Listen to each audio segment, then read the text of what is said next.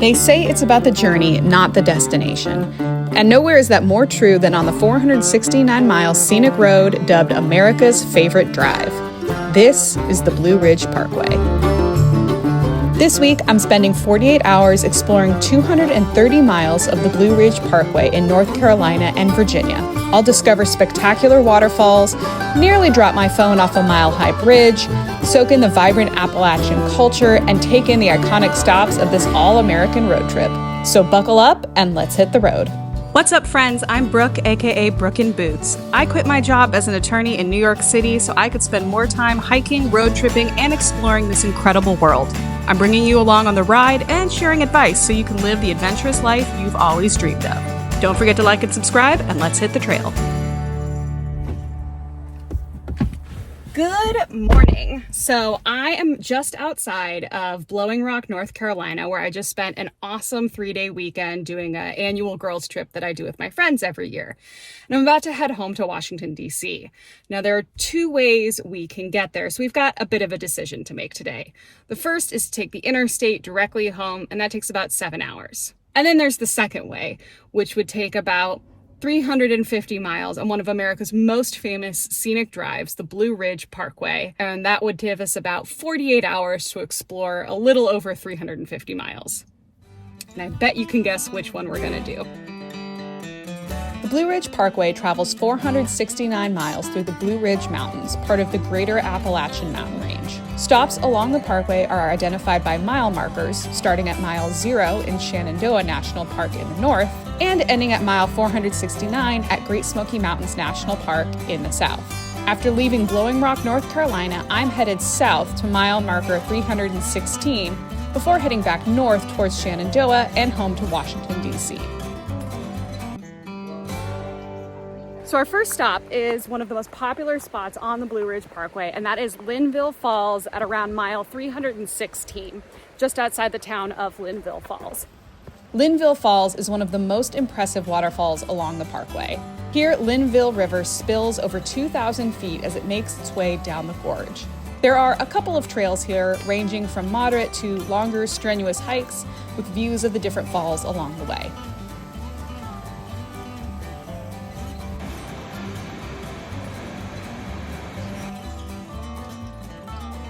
Wow, North Carolina is so beautiful.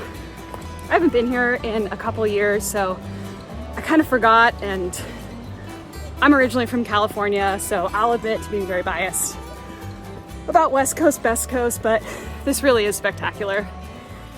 It's not even that hot today. I'm here in early August, but you can tell we are in Appalachia because it is humid as heck. So I'm gonna drink some Gatorade and I'll see you back at the car.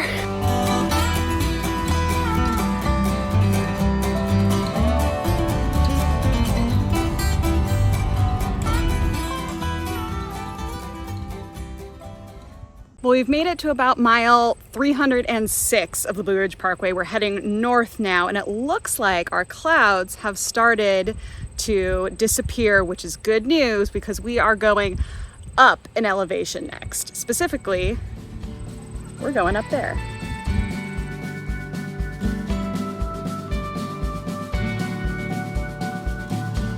At nearly 6,000 feet in elevation, Grandfather Mountain dominates the area.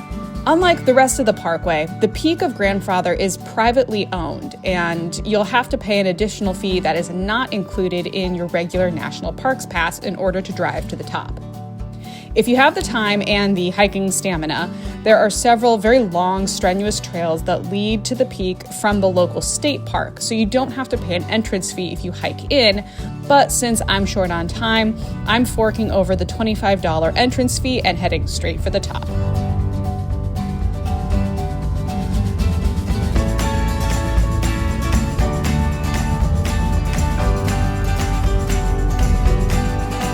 The most famous feature of Grandfather Mountain is the mile-high swinging bridge.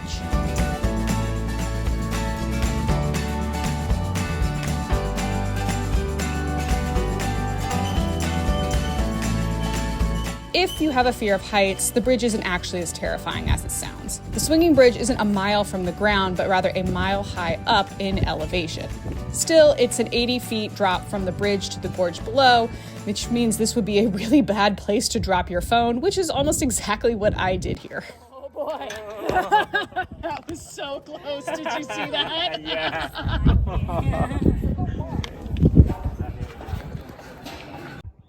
There are a ton of really cool looking trails here, including some pretty strenuous treks that involve climbing up cables bolted into the cliffs, which were very much calling my name, but the day was already getting away from me, so I'm saving these for the next trip. There is a small visitor center and a wildlife zoo exhibit here, and while I usually honestly do not like these sorts of things, I feel like they don't often treat the animals very well. I think this was one of the best small wildlife exhibits I've ever seen. The staff was very professional, well-trained, and assured me that most of these animals had been found injured in the wild, rescued and rehabilitated, but were unable to be released back into the wild, or they had been bred in captivity and couldn't be safely released. The bears alone have a several-acre enclosure and did in fact appear to be living their best lives.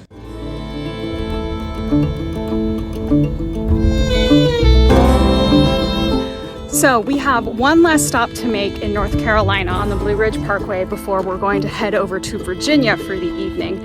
And that is one of the more famous and photographed spots on the Blue Ridge Parkway, and it was also the last to be constructed. Built in 1987, the Lynn Cove Viaduct is an engineering marvel that hugs the curves of Grandfather Mountain, offering sweeping views of the Blue Ridge and one of the most photographed spots on the parkway. But what most people don't know is that you actually can't get this iconic photo from the road, which means that we have a bit of hiking to do. Now, construction began on the parkway in the 1930s as part of FDR's New Deal program that's responsible for the Civilian Conservation Corps and a lot of the trails that we see in the National Park Service today. An idea was hatched to create a national scenic parkway that would connect Great Smoky Mountains in the south on the Tennessee-North Carolina border and Shenandoah National Park on the Virginia side up in north. But this section of road wasn't actually completed until the 1980s, and that was for a couple of reasons. One, it was just engineering-wise very difficult to construct a road that could conform to the mountains. Basically, they had to build a very long overpass that hugged the curves of what is Grandfather Mountain. The other reason, I think, is that they had trouble getting Grandfather Mountain, which is privately owned, to agree to give them the land. But once they got that all ironed out, construction began, finished in the 1980s, and the engineering wonder that is the often photographed Lynn Cove Viaduct was finished. If you want to see the cove from this postcard-worthy spot, you got to follow the paved trail from the back of the Lynn Cove Visitor Center parking lot. And once you reach the observation deck, you're going to follow this dirt path up the side next to the viaduct.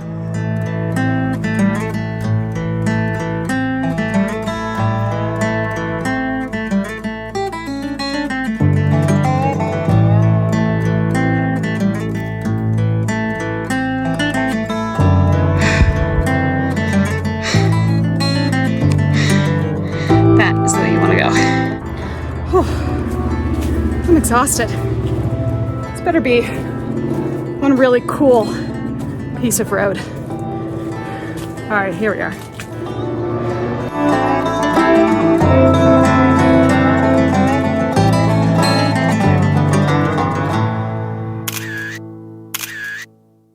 Okay, that was the Lynn Cove Viaduct.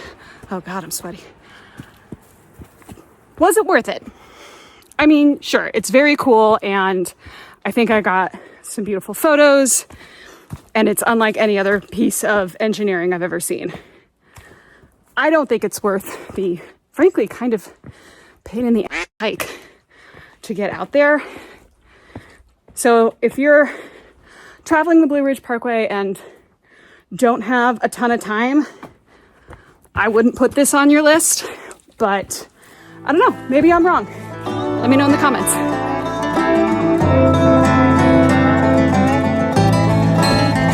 Good morning. Well, if you can't tell, we are not on the Blue Ridge Parkway. We are at a Holiday Inn in Roanoke. We're in Holiday Inn in Roanoke, Virginia. What happened is last night after we left off, we had a road closure on the parkway, which I was expecting at around mile 238, I think. And I realized once I started looking at the maps closer that there were going to be closures on and off between that point and basically the Virginia-North Carolina state line. It was starting to get dark, and by the time I got to where I would have gotten back on the parkway, it was pretty well into sunset, and I was seeing deer everywhere. If you follow me on social for a while, you know that the closest I've come to being in like real trouble outdoors is when we hit a deer just outside Zion National Park a few winters ago, completely totaled our car. We were fine, but it was a very dangerous situation and not one I care to put myself in again. So when I started seeing deer everywhere and the fact that there are no streetlights on the parkway, there's not a lot of traffic in that area, my own personal risk assessment was that there were too high a chance that I was going to hit something when I was out there, and especially when I'm driving alone. I really just don't like to gamble with driving after dark in areas where there's heavy wildlife traffic. So I decided to fast forward and go to Roanoke, Virginia. Now, the Blue Ridge Parkway actually goes straight through town here. It's the largest metropolitan area that the parkway goes through. So I grabbed a hotel for a night, didn't make it quite as far as I'd hoped, but with that means we get the entire day to explore this parkway in the state of Virginia. We need to run a few errands first though. One, we need to get gas, we need to get coffee, we need to get breakfast. The good news is that apparently there's a place here in town that does really good biscuits. And if there's one thing I miss from living in the South, it's a good biscuit. So we're gonna go find some breakfast and then we're gonna hit the road.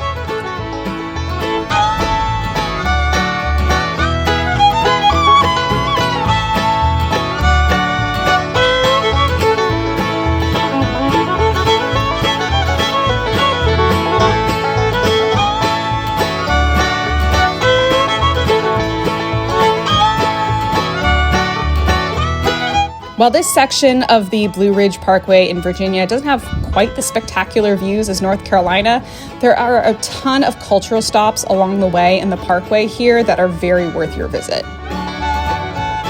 Our first stop today is the Blue Ridge Parkway Music Center. It's a living museum that celebrates the rich musical heritage of the Appalachian region.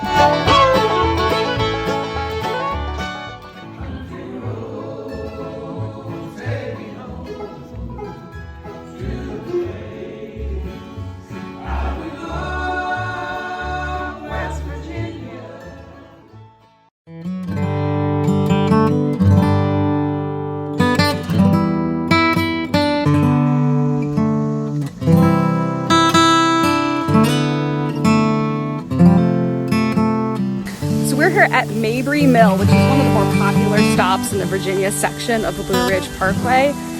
As you can see behind me, if you like history, this is the section of the ridge that you are really gonna love. This area preserves this large grist mill that was in operation in the late 1800s or I think early 1900s.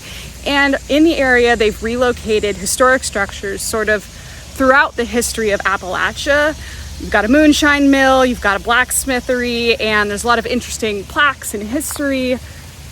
I love old stuff like this, so it's really fun to explore, and I'm pretty sure that on the weekends and in popular times of the year, they also have people doing demonstrations in the mills. They have people doing blacksmith demonstrations, so this is a really great stop. One, if you're a big history nerd like I am, or two, if you've got kids who might be into that sort of thing.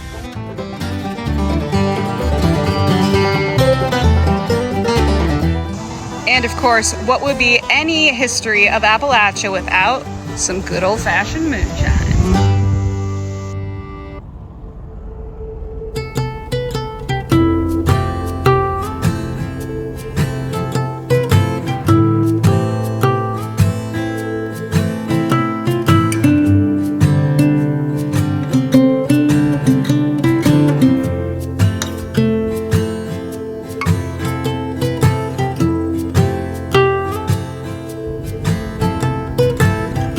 If you have time for a hike, the Appalachian Trail follows the Blue Ridge Parkway on and off for hundreds of miles as it winds its way from Springer Mountain in Georgia to over 2,000 miles away at Mount Katahdin, Maine. It takes most thru hikers 5 to 7 months to complete the entire trail in one go, but you can opt for a much shorter day hike following those famous white blazes.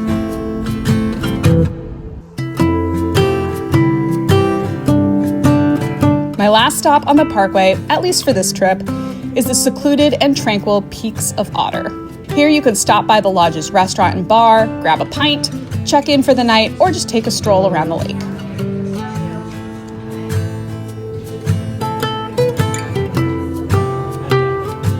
Well, we've made it to the Peaks of Otter Lodge.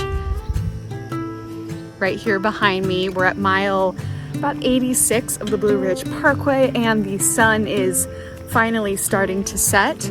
So I think we're gonna say goodnight here. I know the goal was to go as much of the 469 miles as possible, and I thought that would be easy. That's not a lot of distance to cover in 2 days, but I think as we've seen, there is so much to do here. There are so many ways to fill multiple days just doing a small amount of this parkway. If you have time, I would recommend spending at least a week trying to do a Blue Ridge Parkway trip. More if you want to include Shenandoah and Great Smoky Mountains, but I am going to enjoy the last of this beautiful sunlight, watch the sunset over the Blue Ridge Mountains, and head home. As you know, this is a newer YouTube channel, so if you want to learn more about our national parks and see more of my adventures, don't forget to like and subscribe, and I will see you next time on the trails.